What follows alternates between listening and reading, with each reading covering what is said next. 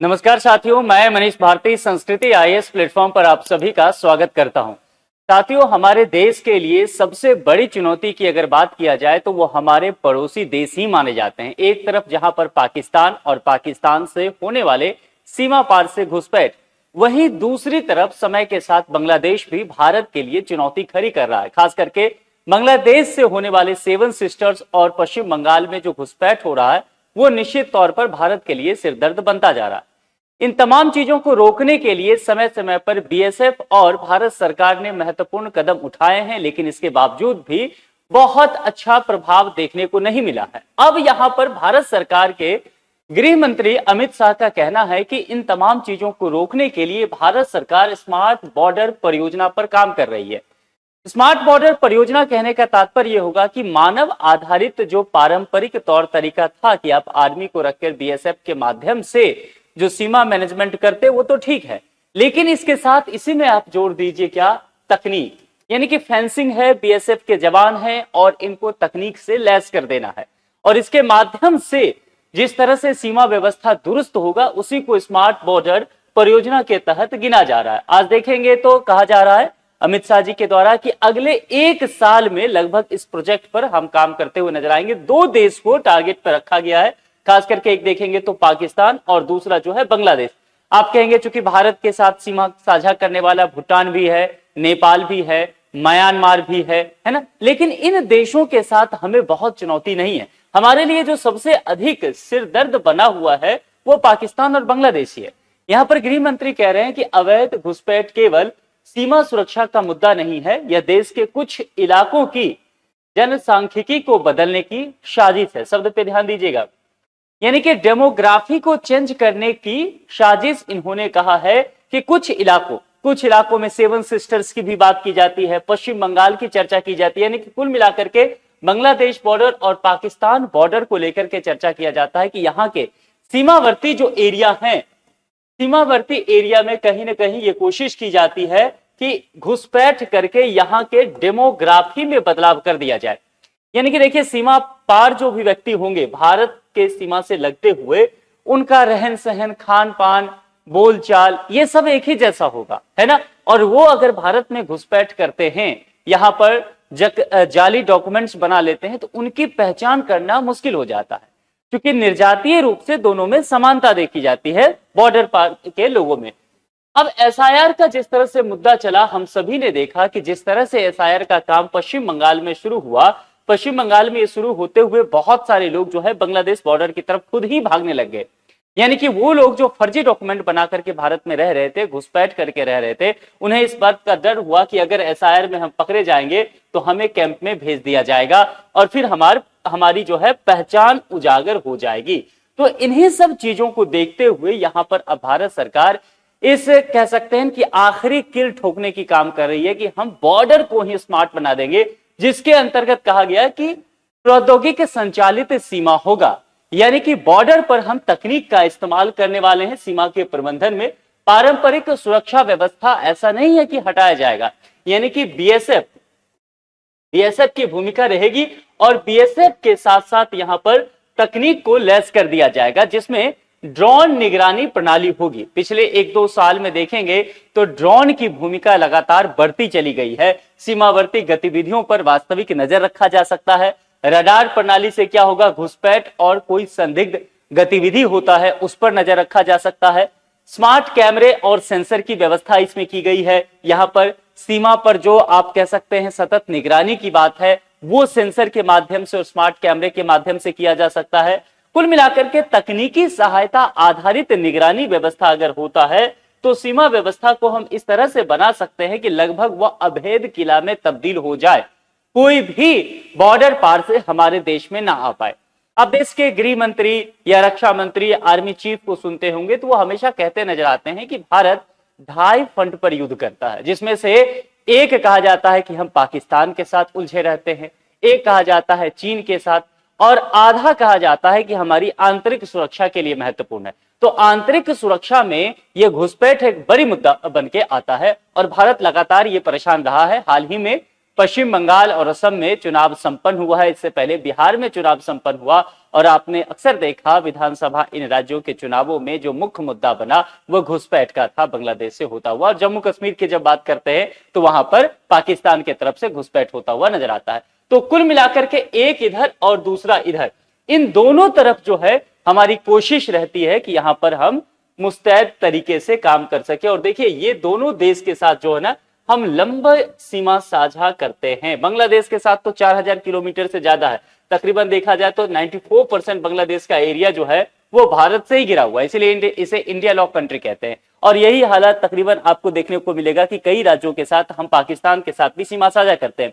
नेपाल के साथ फेंसिंग भी नहीं है, लेकिन नेपाल के साथ हमारे इशू जितने नहीं है, मैत्री संबंध है। आप अगर बिहार और यूपी के हिस्से में जाएंगे तो आप एक जंप लगाएंगे मिथिला से पहुंच जाएंगे नेपाल में, जो मधेसी प्रांत पड़ता है नेपाल का वो मिथिला एरिया ही पड़ता है, और यहां से जंप लगाएंगे फिर से मिथिला में आ जाएंगे। तो कुल मिलाकर के देखा जाए तो बेटी रोटी का संबंध है। बारात आते जाते आपको दिखेगा, एक खेत खलियान इधर बिहार में, एक खेत खलियान नेपाल का दिखेगा, कोई बॉर्डर नहीं है, एक दूसरे के मवेशी भी एक दूसरे के देश में आ जाते हैं। तो यहां व्यवस्था जो है ना हमारे लिए ये मैत्रीपूर्ण संबंध है। भूटान में भी बहुत ज्यादा प्रॉब्लम नहीं होता है, कुछ हद तक म्यांमार में होता है, लेकिन म्यांमार में अगर देखा जाए तो नागालैंड को अगर देखेंगे थोड़ा सा एरिया अगर आपको देखा जाए मणिपुर मिजोरम का, अदरवाइज यहां पर भी बहुत इश्यूज नहीं होते हैं। लेकिन मुख्य रूप से बांग्लादेश और पाकिस्तान हमारे लिए बड़ा चैलेंज बनकर के यहां पर हमारे सामने आता है। क्योंकि अफगानिस्तान के साथ हम सीमा साझा करते हैं, लेकिन अगर देखा जाए तो जो गिलगित बाल्टिस्तान और पीओके का एरिया है पाक ऑक्युपाइड कश्मीर के अंतर्गत आता है, तो हम कह सकते हैं कि वास्तविक तौर पर हम अफगानिस्तान के साथ अभी सीमा साझा नहीं कर रहे हैं। प्लॉट हमारा है लेकिन वो पाकिस्तान के अधिकृत क्षेत्र में बना हुआ है।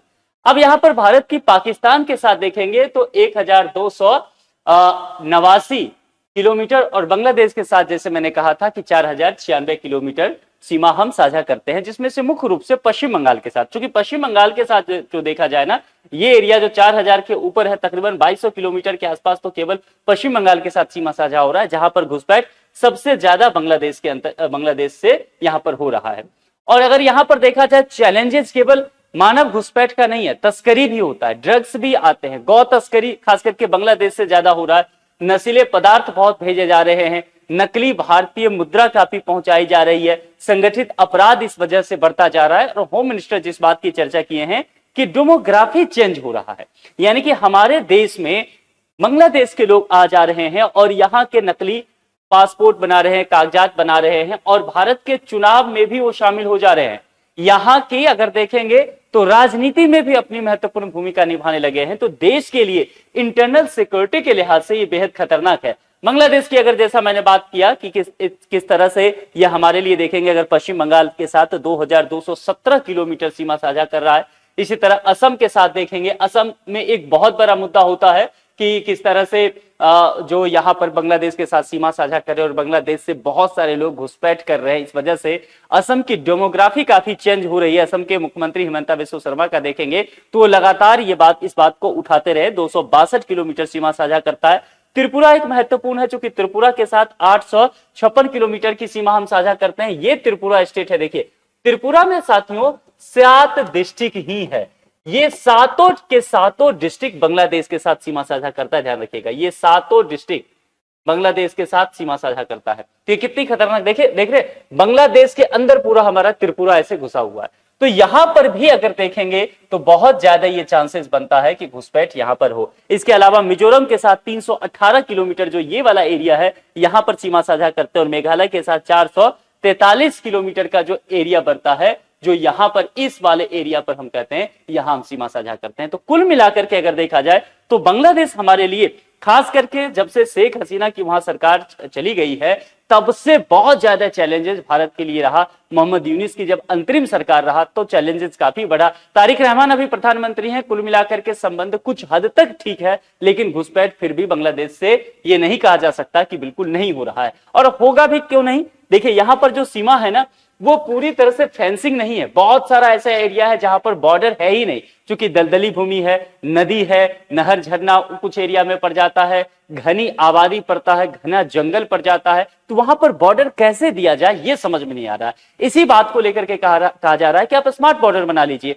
वहां पर बीएसएफ के जवान नहीं खड़े हो सकते हैं, तो वहां पर आप तकनीक का इस्तेमाल कीजिए, नदी में आप सेंसर की व्यवस्था कर सकते हैं, क्योंकि आप मान लीजिए कि ये बीच में नदी है ना, ये बांग्लादेश मान लेते हैं, बीच में नदी बह रही है और ये इस तरफ इंडिया है, तो अब बॉर्डर कैसे बनाया जाए, क्योंकि नदी का आधा हिस्सा जो है वो भारत का है और नदी का आधा हिस्सा बांग्लादेश का है, तो आप नदी के बीच बॉर्डर कैसे करेंगे, फेंसिंग कैसे करेंगे, ये समस्या है। तो कोई व्यक्ति ऐसा हो सकता है ना कि यहां से डुबकी लगाए और इधर भारत में आराम से चुपके से निकल जाए और भारत के बॉर्डर में आ गया, इधर आकर के घुस जाए, बिहार बंगाल तक निकल जाए, तो ये यहां पर समस्या हो रही है। इसी को कहा जा रहा है कि हम सेंसर यहां पर कर सकते हैं। इसके अलावा बहुत हिस्सा यहां पर है जहां पर फेंसिंग नहीं है। तो जब ममता बनर्जी मुख्यमंत्री हुआ करती थी, टीएमसी की सरकार था, तो केंद्र सरकार कहा करती थी कि आप प्लॉट दीजिए, क्योंकि आप जब तक जमीन नहीं देंगे, बीएसएफ वहां पर कैसे सिक्योरिटी का काम करेगी, फेंसिंग का कैसे काम करेगी, निगरानी और मैनेजमेंट के लिए बीएसएफ को अपने पूरे तंत्र भी व्यवस्था करना पड़ेगा, यानी कि हेडक्वार्टर्स वगैरह बनाने पड़ेंगे।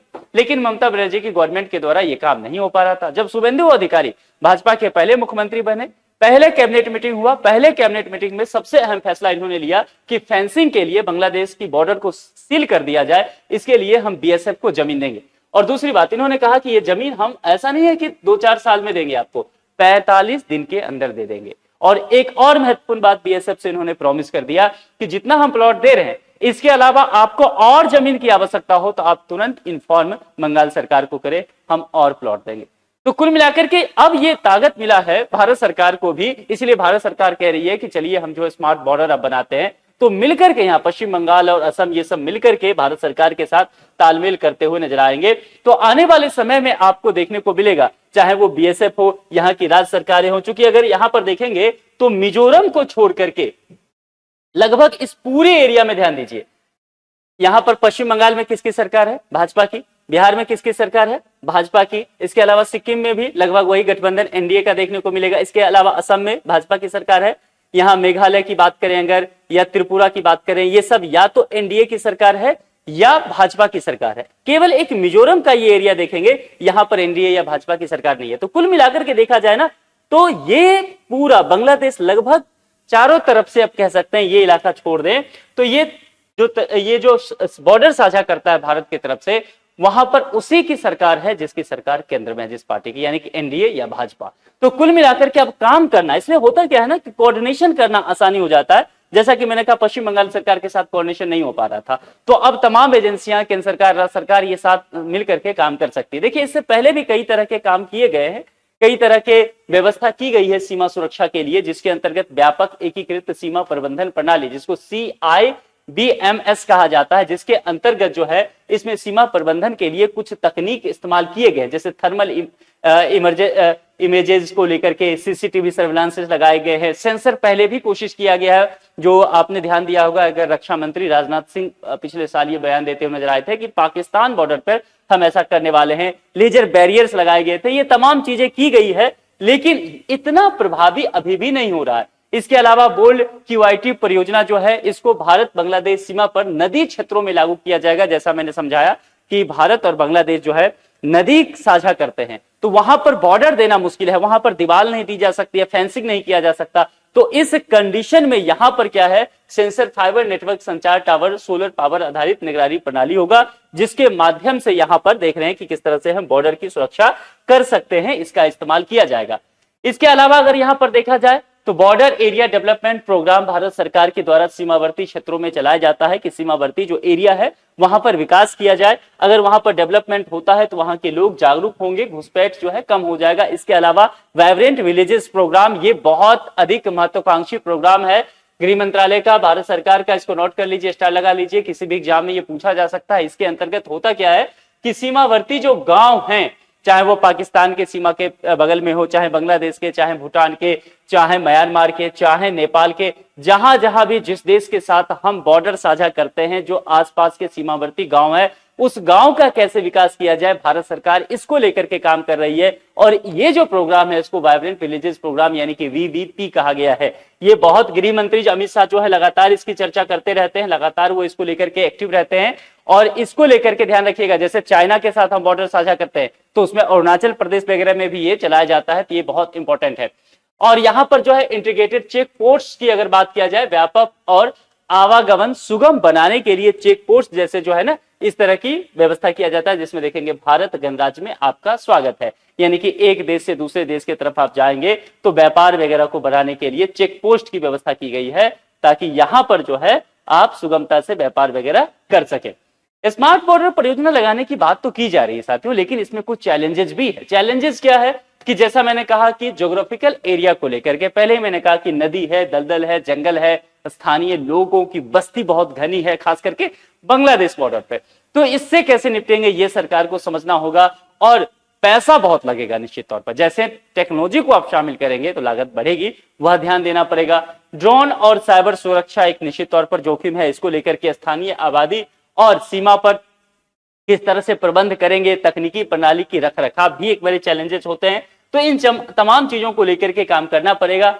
निश्चित तौर पर सरकार जो चाह रही है कि हम टेक्नोलॉजी को आगे करें और ह्यूमन इंटेलिजेंस यानी कि खास करके यहाँ पर बीएसएफ की बात करेंगे, इसका कोऑर्डिनेशन कर दें, एआई आधारित निगरानी करें, खास करके ड्रोन वगैरह को लेकर के बात की जा रही है। सीमावर्ती रात जो है, जैसे कि वाइब्रेंट विलेज प्रोग्राम को लेकर के चर्चा किया, या स्थानीय समुदाय है उसकी भागीदारी भी यहाँ पर करेंगे, है ना। कारगिल वॉर जानते हैं, कारगिल वॉर की जो जानकारी, कारगिल में पाकिस्तानी आर्मी की जो एंट्री हुआ था उसकी सही जानकारी देने वाले स्थानीय लोग ही थे, जो भेड़ वगैरह चराने के लिए गए थे, तब हमारी आर्मी को पता चला। तो कुल मिलाकर के स्थानीय समुदाय की बहुत भूमिका बढ़ जाती है। और सबसे महत्वपूर्ण तो यह है कि आप पड़ोसी देशों के साथ कोऑर्डिनेशन बना करके रखें। अगर बांग्लादेश सरकार भी नहीं चाहती है कि भारत के अंदर घुसपैठ हो, तो निश्चित तौर पर भारत सरकार भी उसको बेहतर ढंग से फिर समन्वय कर पाएगी। तो दोनों सरकारें अगर मिलकर के करें तो रिश्ते भी मधुर रहेंगे इससे, और घुसपैठ भी नहीं होगा। तो निष्कर्षतः यह कहा जा सकता है कि स्मार्ट बॉर्डर परियोजना जो है भारत की सीमा सुरक्षा नीति के लिए तकनीक आधारित सबसे मजबूत पहल आज तक के लिए हो सकता है। घुसपैठ रोकना तो है ही, लेकिन इसे केवल यहां तक सीमित ना माना जाए। राष्ट्रीय सुरक्षा, सीमा प्रबंधन, तस्करी, खास करके मानव तस्करी, गौ तस्करी, ड्रग्स वगैरह को लेकर के, नशीली पदार्थों के जो तस्करी होता है ना, आंतरिक स्थिरता, इन तमाम चीजों के लिए हमारे लिए ये बेहद महत्वपूर्ण होने वाला है। यहां पर एक प्रश्न है जिसका जवाब आपको कमेंट बॉक्स में लिख करके बताना है। साथियों, आप क्या सोचते हैं कि स्मार्ट बॉर्डर परियोजना के माध्यम से क्या भारत सरकार बांग्लादेश और पाकिस्तान से लगातार जो देश में घुसपैठ होता रहा है उस पर लगाम लगा सकती है? आपके जो भी विचार है कमेंट बॉक्स में तर्क के साथ लिख करके जरूर बताएं। आज के लिए इतना ही। जुड़ने के लिए आप सभी का बहुत बहुत शुक्रिया। चैनल को सब्सक्राइब जरूर कर लें। Thank you.